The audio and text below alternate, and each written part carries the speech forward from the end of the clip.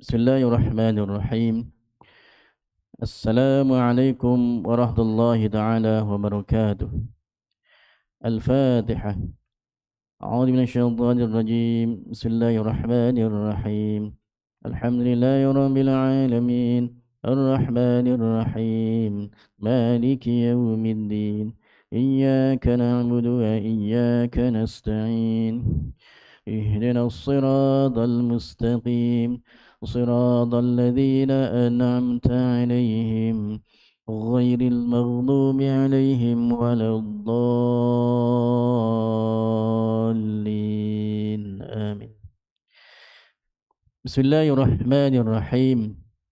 إن الحمد لله نحمده ونستعينه ونستغفره ونعوذ بالله من شرور أنفسنا ومن سيئات أعمالنا من يهده الله فلا مضل له ومن يضلل فلا هادي له أشهد أن لا إله إلا الله وأشهد أن محمدا عبده ورسوله سبحانك لا علم لنا إلا ما علمتنا إنك أنت العليم الحكيم ولا حول ولا قوة إلا بالله العلي العظيم اللهم افتح علينا حكمتك وانشر علينا من خزائن رحمتك يا أرحم الراحمين اللهم نور قلوبنا بنور هدايتك كما نورت الأرض بنور شمسك أبدا أبدا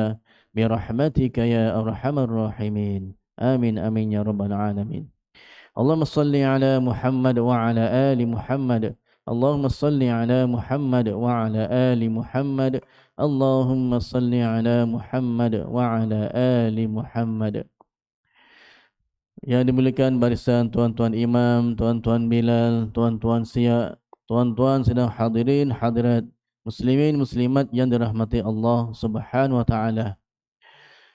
Pertama-tama kita panjatkan kesyukuran kehadrat Allah Subhanahu wa taala atas limpah kurnianya, inayahnya, hidayahnya, memberi kita kehidupan yang sempurna dalam keadaan yang baik, ekonomi yang bagus, suasana yang tenteram. Mudah-mudahan dalam kita menuju pilihan raya yang tak lama lagi ini, kita dalam suasana yang aman dan damai. Ya, kita mahukan suasana yang tidak huru-hara. Kita mahukan supaya yang berkempen itu dalam suasana yang tenteram, ya, tidak keterlaluan dalam menyampaikan kempen-kempen mereka. Dan kita ini sebagai rakyat biasa, pastikan pergi mengundi pada waktu yang telah ditetapkan, ya, kerana undi anda adalah sangat berharga. Kerana satu undi itu boleh menentukan jatuh bangunnya sesebuah kerajaan.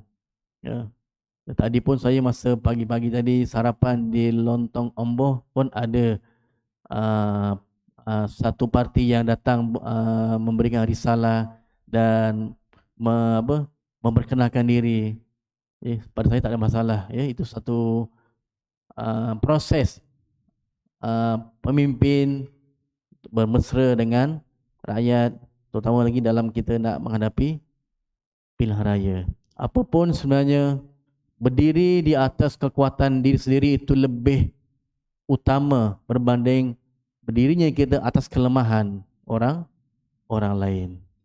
Ya. Wallahu alam, sekadar pemuka bicara pada malam ini untuk kita sama-sama fikir-fikirkan.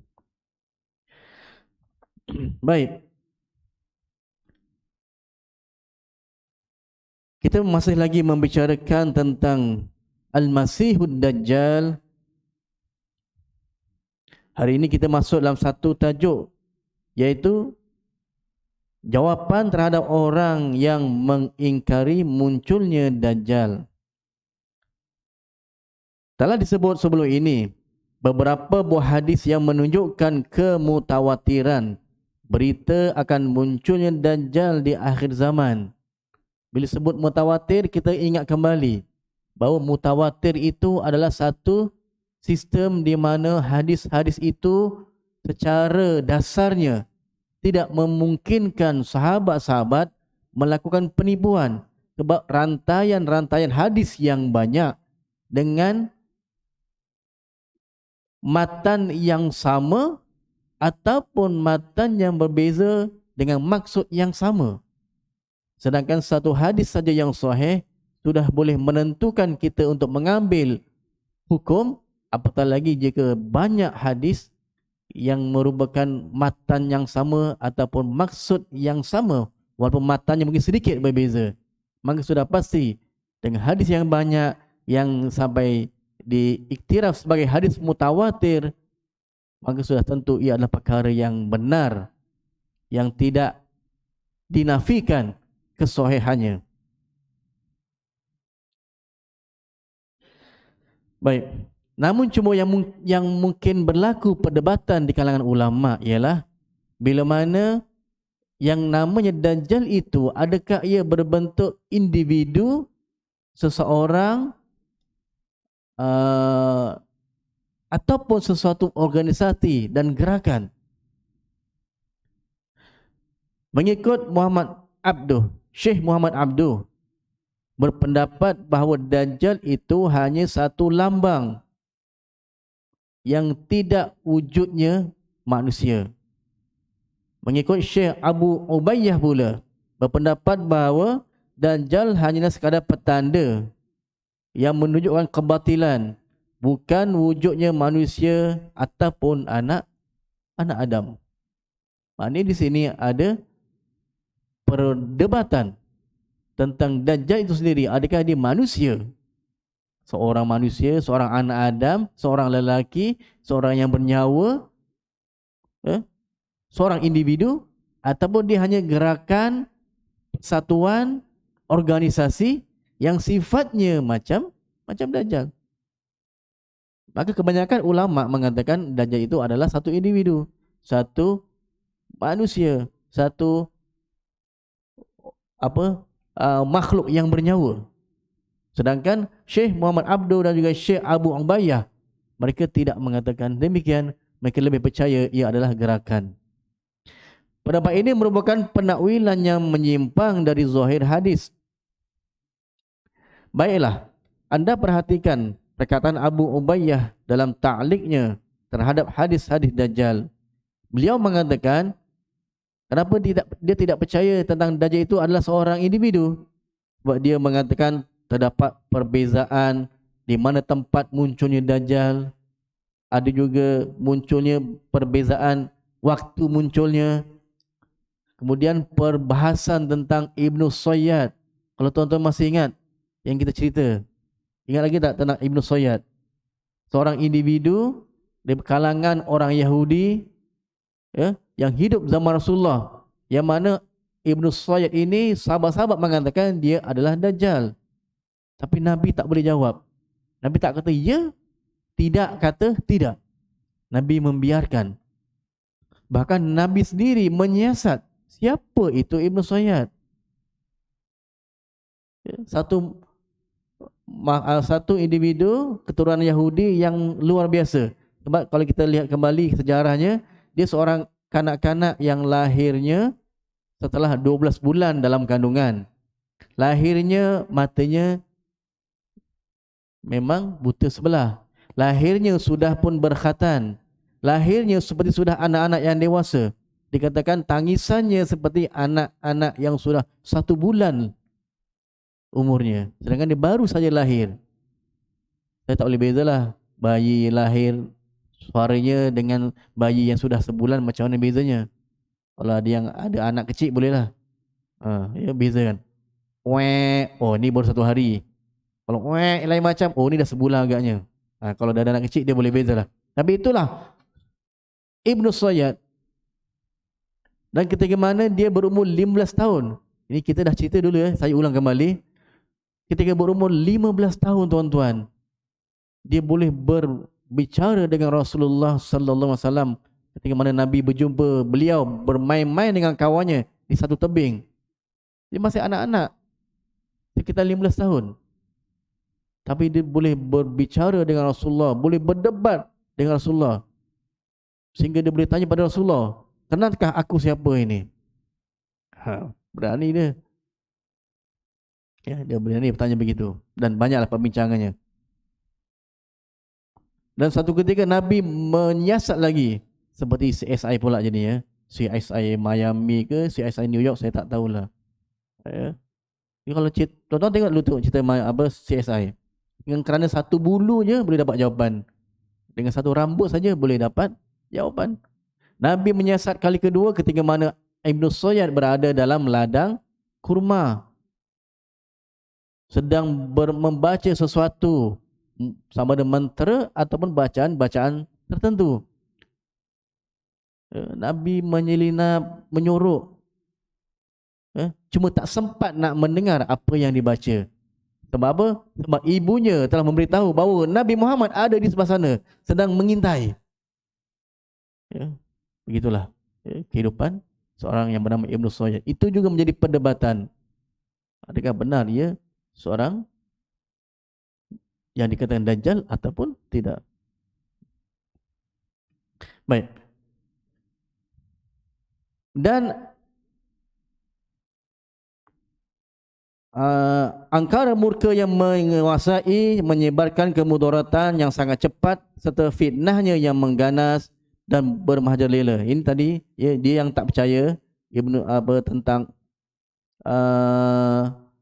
Dajjal itu sebagai seorang manusia, maka beliau mengatakan, iaitu Abu Ubayyah mengatakan, maka tunggulah di akhir zaman nanti saat dimusnahkan oleh kekuasaan dan kebenaran kalimah Allah SWT, seperti mana disebut dalam surah Al-Isra ayat 81 yang berbunyi wa zahaqal batil, sesungguhnya kebatilan pasti akan lenyap.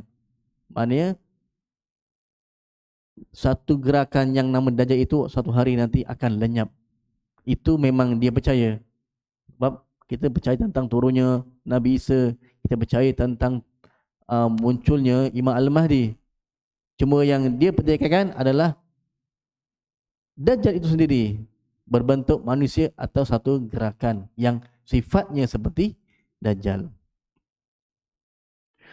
Maka beliau berkata lagi, adakah tidak lebih utama untuk difahami bahawa Dajjal itu sebagai lambang keburukan, kepalsuan, kebohongan semata-mata, bukan satu individu, bukan satu manusia, bukan satu makhluk yang bernyawa. Baik. Tuan-tuan, kalau kita fikirkan di dunia sekarang ni, kalau bagi mereka yang memegang pendapat bahawa Dajjal itu mungkin bukan manusia tetapi organisasi, mungkin sudah ada sekarang ini sebahagian organisasi yang sifatnya, kelebihannya seperti mana Dajjal. Disebutkan bahawa gabungan NASA dan PBB, maka terciptalah HARP Antenna Transmitter. HARP ini ialah High Frequency Active Auroral Research Program, ya, yang berada di Alaska dan juga di Peru. Dia sudah muncul sejak tahun 1993 lagi. Ya. Ini dikatakan satu organisasi yang dikatakan kalau kata nak cipta tsunami, cipta gempa bumi, cipta hujan panas kemarau pun boleh. Dikatakan itu kemampuannya. Seperti mana kita baca dalam hadis, dikatakan Dajjal itu bila kata hujan, maka hujan turun, tanaman subur, binatang segar bugar. Kalau Dajjal kata kemarau, maka tanduslah tanah, mati pokok-pokok, binatang pun mati. Dan Dajjal juga kalau dia bunuh manusia, dia boleh hidupkan kembali. Jadi kalau kita lihat kehebatan Dajjal, mungkin sebahagiannya sudah dilakukan oleh organisasi yang ada sekarang ini. Bila mana organisasi itu dikatakan mampu untuk menurunkan hujan, mendatangkan kemarau, mendatangkan tsunami dan sebagainya. Sebab itulah ada pihak yang mengatakan ketika mana berlaku gempa bumi di Turki pada tahun ini, saya ingat yang gempa bumi teruk, pihak pihak-pihak yang menuding jari kepada pihak ini. Sebab ia merupakan satu agenda mereka untuk menghancurkan Turki. Tapi mereka menafikan tentang pembabitan mereka terhadap gempa bumi di Turki. Allah alam, kita pun tak pasti. Ya. Jadi organisasi ini sedang berkembang. Hatta ada juga orang yang mengatakan Freemason, Illuminati itu juga adalah mungkin Dajjal, yang sifatnya seperti Dajjal. Kehebatan, kekuatan mereka menguasai dunia, membuat kerosakan sehingga kita terpaksa patuh terhadap apa kehebatan-kehebatan ini. Bila Illuminati ataupun Freemason biasanya digambarkan dengan mata satu, piramid, pintu gerbang, ataupun lambang macam dadu tu, hitam putih tu, yang tapak-tapak tu. Itu semua adalah antara lambang-lambang yang melambangkan Freemason dan Illuminati. Ya. Sebab itulah, kalau tuan-tuan masih ingat, dulu ada satu kumpulan di Malaysia, namanya Kumpulan Cari. Tahu Kumpulan Cari? Search lah. Kumpulan search. Kan Kumpulan Cari. Masa AJL tahun 2009, ketika itu dia dalam persembahan dia di final AJL itu, dia menggunakan props betul-betul seperti Illuminati. Keluar lambang dia punya mata satunya, dia punya piramidnya. Bahkan dalam perkataan search-nya tu SEARCH, S-nya tu ada situ lambang mata yang besar. Sehingga dia dikritik seolah-olah dia adalah ejen kepada Freemason. Tuan-tuan ingat ke cerita ni? Tak ingat? Oh, tuan-tuan semua ahli sufi, tak tengok TV. Itu yang tak tahu. Masya Allah. Malu saya pula. Tapi ini memang kisah yang berlaku dalam dunia hiburan kita. Sebab itulah kadang-kadang kita bila nak melihat suatu persembahan tu, kita kena nilai. Kalau persembahannya itu jauh daripada budaya-budaya yang merosakkan, ya, kita bolehlah timbangkan. Tapi kalau macam Coldplay tu, ataupun yang baru-baru ni 1975 punya kumpulan, sehingga dia mempromosikan homoseksual, ya, mempromosikan minuman keras, menghina pula kerajaan Malaysia yang mengharamkan sekian, mempelekehkan. Kalau kumpulan begini, pada saya tak payahlah. Lagi dia merosakkan masyarakat kita. Ya. Begitu juga dengan satu gerakan yang disebut LHC, Large Hadron Collider, yang terletak di Switzerland, yang mana dia dalam satu alat yang sangat besar. Saya macam ada sempat Google ni. Ya. Lambat pula.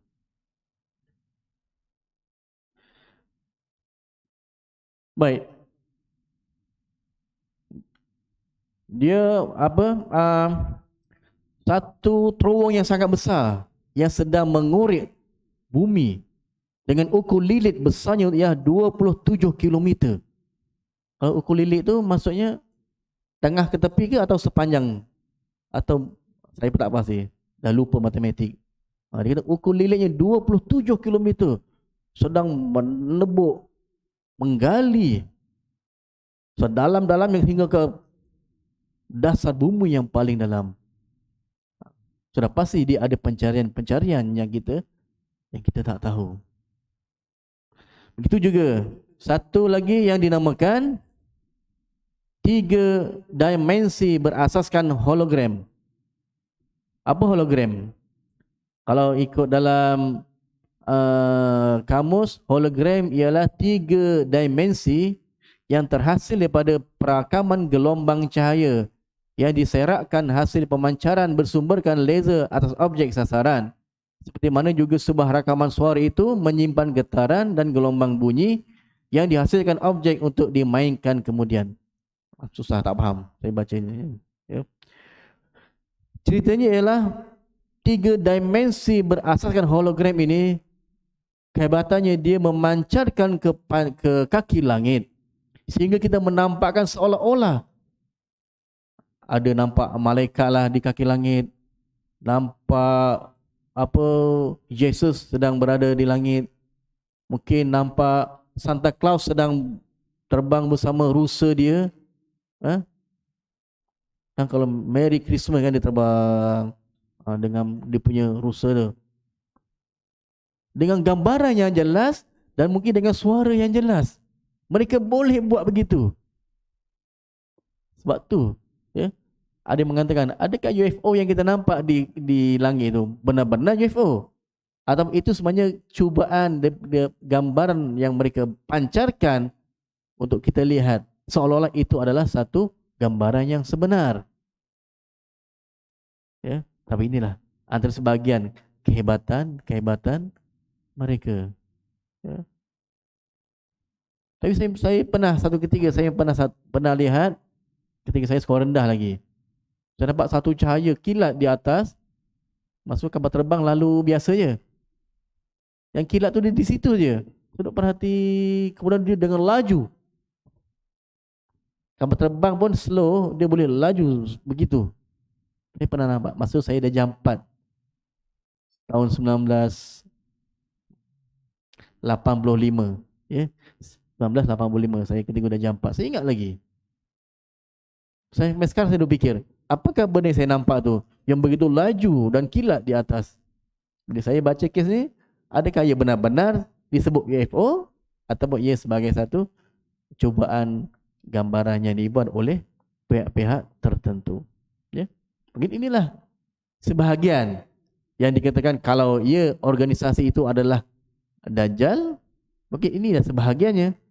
Tapi ini adalah satu perdebatan di kalangan ulama sama ada dia itu satu organisasi ataupun seorang manusia.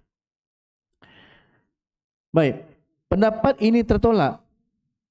Maksud sebagian besar ulama menolak pendapat Syekh Muhammad Abduh ini dan juga pendapat Syekh Abu Ubayyah ini. Kerana dalam hadis-hadis sebelum ini memang jelas menceritakan Dajjal itu memang seorang lelaki, seorang individu. Banyak hadis yang disebut tentang bagaimana seorang di akhir zaman muncul hadis yang orangnya rambutnya kripto, kerinting, dahinya luas, kulitnya keputih-putihan, badannya tegap, seperti orang Israel. Benda tu ada dalam hadis, memang ada. Jadi sudah jelas ia adalah seorang individu, bukan satu organisasi.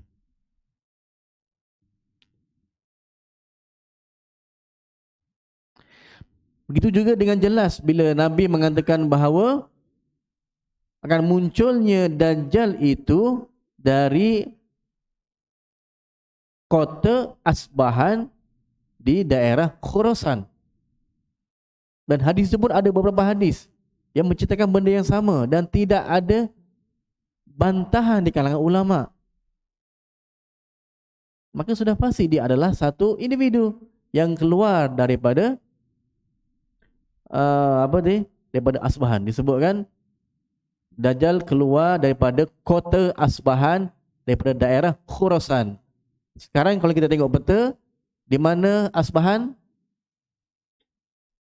Daerah Khurasan? Di Parsi. Nama dulu Parsi, nama sekarang Iran. Ya. Muncul daripada arah timur. Dan juga disebutkan hadis-hadis seterusnya, ketika mana Dajjal muncul itu, maka akan diikut oleh 70,000 pengikutnya, tenteranya di kalangan orang Yahudi yang memakai toyalisah. Ataupun dari segi makna, toyalisah itu adalah jubah yang tidak berjahit. Saya tak boleh bayangkanlah macam mana. Dalam hadis disebut begitu. Memakai 70,000 tentera yang mengikut Dajjal yang memakai toyalisah. Ikut dari segi kamus, toyalisah itu ialah jubah yang tidak berjahit. Dan pada masa yang sama mereka memakai topi. Pun kita tak boleh bayang bagaimana topinya. topi sengit begitu ke, topi pakai cap ke belakang ke, itu kita lah kan.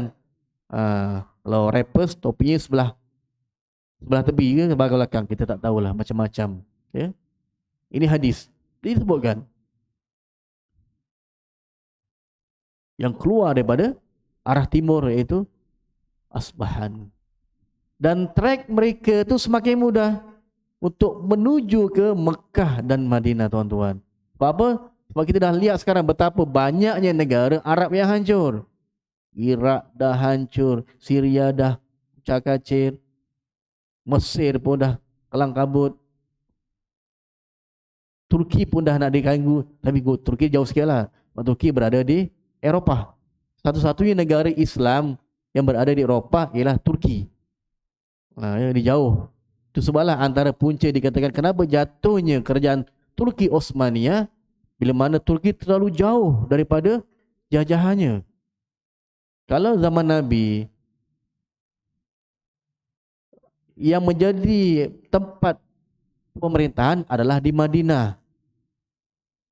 Bila dah berkembang zaman Abbasiyah, kota pemerintahannya adalah di Baghdad. Masih tidak terlalu jauh. Ya. Tu cerita Piramidi kita tengok kan. Kota Baghdad. Tu cerita Ali Baba punya lapuk tu menggambarkan suasana di Islam di kota Baghdad. Ya. Ketika itu memang zaman kehebatan Islam. Zaman Abbasiyah. Hebat dengan keilmuan dan sebagainya. Tapi di akhir-akhir Empire Utsmaniyah di Turki dah terlalu jauh. Jadi itu antara punca kenapa dia dah lose dengan semua negara-negara yang di bawah Empire Turki Utsmaniyah. Dan akhirnya pada 1924 jatuhlah kerajaan Turki Utsmaniyah, ya, maknanya tahun depan genap 100 tahun. Dijatuh pada 1924. Ketika itu, ya, sultan terakhir adalah Sultan Abdul Hamid yang kedua. Kalau tak salah saya lah, ya. Habis jatuh. Baik, berbalik pada tadi.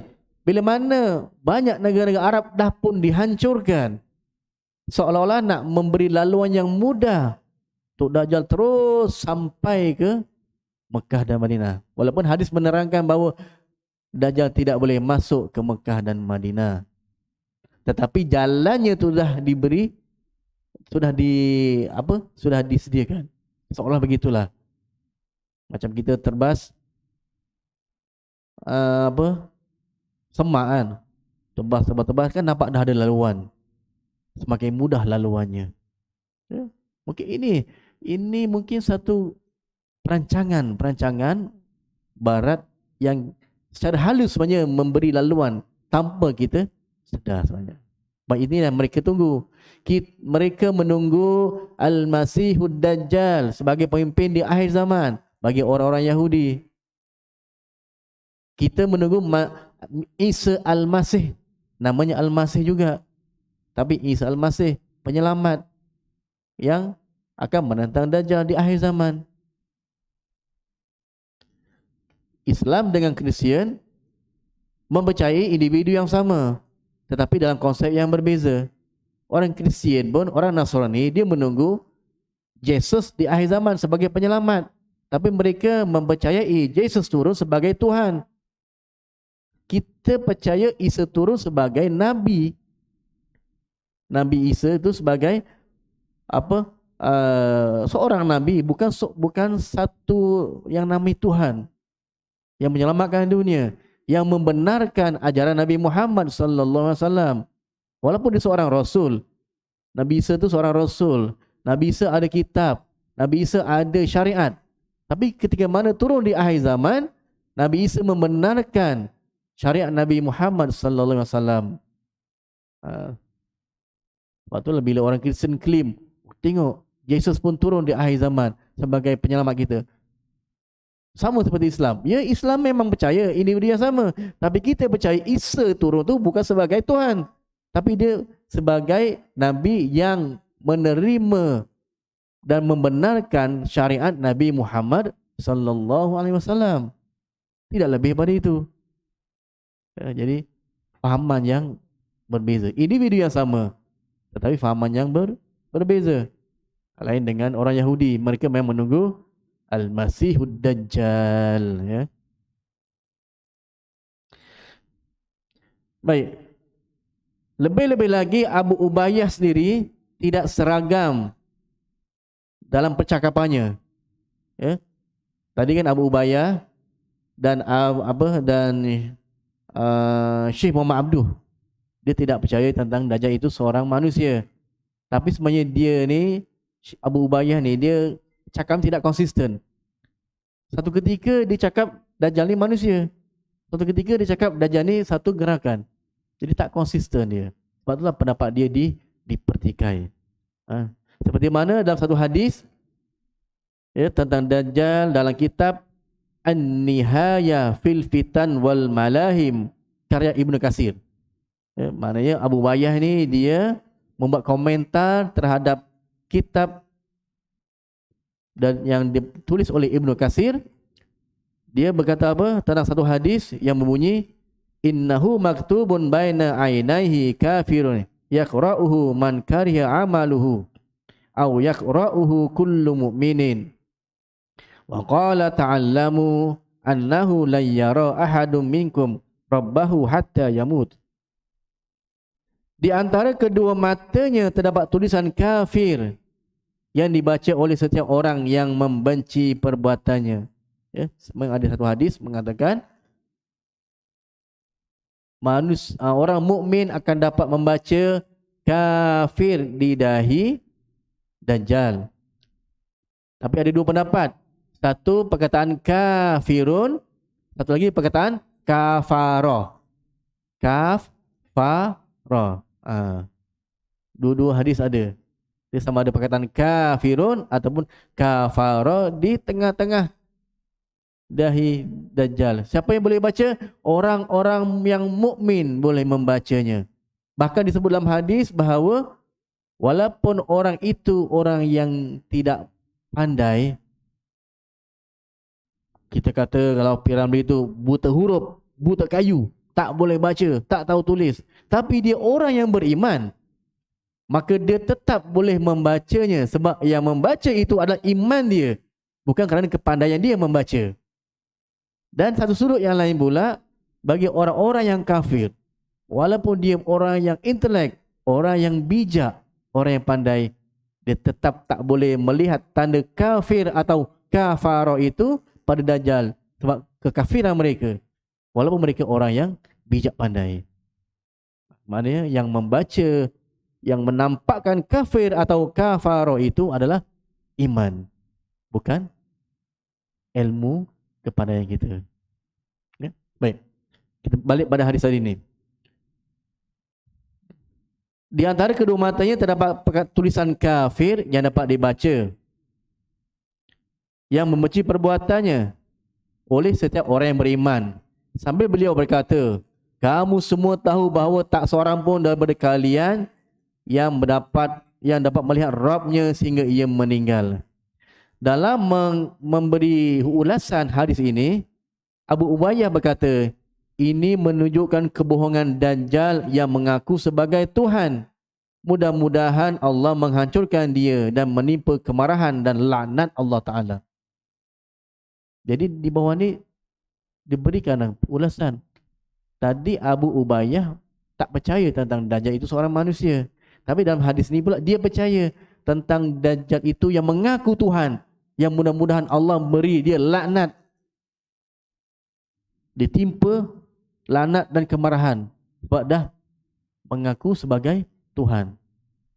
Itu dikatakan Abu Ubayyah tidak konsisten dalam pendapatnya. Jadi di sini dengan perkataan ini Abu Ubayyah berpendapat bahawa Dajjal itu adalah manusia yang sebenarnya yang mengaku sebagai Tuhan. Sehingga beliau mendoakan supaya dilaknat dan dibenci Dajjal itu. Tapi di tempat lain pula beliau tidak mengaku Dajjal sebagai manusia. Dia hanya percaya Dajjal sebagai pelambangan keburukan dan yang membawa fitnah. Jadi jelas ia bertentangan dengan pendapat beliau sebelum ini. Maksudnya dia tak konsisten. Kejap kata Dajjal manusia, ya. Dia mengaku Tuhan. Kejap lagi Dajjal, dia bukan manusia, dia organisasi dan gerakan. Jadi adalah tidak konsisten.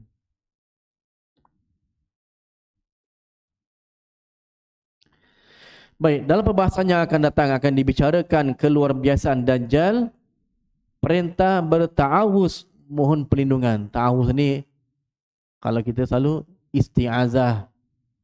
A'udzubillahi minasyaitonirrajim. Dia kita kalau kita suruh orang baca a'udzubillah. Nak mudahnya baca ta'awuz ataupun baca isti'azah, maknanya a'udzubillahi minasyaitonirrajim. Baca basmalah, bismillahirrahmanirrahim. Itu singkatan perkataan tu untuk kita mudah. Kadang-kadang kita ni tak ingat makna dia punya sebutan tu. Ingat dia punya ayat pertama je. Tu kadang-kadang anak-anak kita sukar nak faham surah. Baca surah An-Nas, qul a'udzu birabbin nas, ada An-Nas. Surah Al-Falaq, qul a'udzu birabbil falaq. Surah Al-Ikhlas, surah apa Al-Ikhlas? Qul huwallahu ahad. Oh, cakaplah qul huwallahu ahad. Ni cakap surah Al-Ikhlas, dia tak tahu. Al-Ikhlas tu qul huwallahu ahad lah. Tapi sebab tak ada kata ikhlas itu dalam ayat surah Al-Ikhlas tu. Tak semua perkataan itu ada seperti tajuknya. Macam surah Al-Fatihah, tuan-tuan baca Al-Fatihah. Jumpa tak perkataan Al-Fatihah dalam sepanjang surah Fatihah tu? Tak jumpa. Tapi namanya surah Al-Fatihah. Fatih, pembukaan. Surah yang pertama daripada 114 buah surah. Ya. Jadi untuk akan datang kita akan lihat tentang keluar biasaan Dajjal, perintah berta'awuz iaitu mohon perlindungan ya dengan nama Allah bersyaitan yang dirajam. Contoh itu kalau kita auzubillah lah. Ini daripada fitnah Dajjal, berita tentang kehancurannya, yang semuanya itu menunjukkan secara qat'i bahawa Dajjal adalah manusia yang sebenarnya. Wallahu alam. Hal indakum ayyu mushkilah? Ma fish. Ya. Mudah-mudahan walaupun tuan-tuan tak bertanya, tapi mungkin tuan-tuan insyaAllah faham lah ya. Kalau tak faham pun kita boleh bincang-bincang lagi. Sambil minum-minum pun boleh kita bincang. Kadang-kadang Kak Si tak tertanya. Tapi mungkin masa minum-minum, masa jumpa di mana tertanya. Nak tanya, kita boleh. Di mana-mana kita boleh bincang insyaAllah. Ya. Mudah-mudahan kita bincang pada malam ini memberi sedikit sebanyak ya, pengetahuan untuk kita menyelami lagi tentang siapa itu Al-Masihud Dajjal, yang mana kisahnya masih panjang lagi ya. Saya tak tahu sampai tajuknya memang panjang tentang Ad-Dajjal. Wallahu alam, yang baik pada Allah SWT, yang lemah diri saya sendiri. Jadi saya akhiri yang baca tasbih kafarah dan surah Al-Asr. Subhanakallahumma wa bihamdi, subhanakallahumma wa bihamdika, asyhadu an la ilaha illa ant, astaghfiruka wa atubu ilaik. Bismillahirrahmanirrahim. Wal 'asr, innal insana lafi khusr illa alladhina amanu wa 'amilus salihati wa tawasaw bil haqq wa tawasaw bis sabr. Sadaqallahul azim. Akhirul kalam. Wassalamu alaikum warahmatullahi taala wabarakatuh.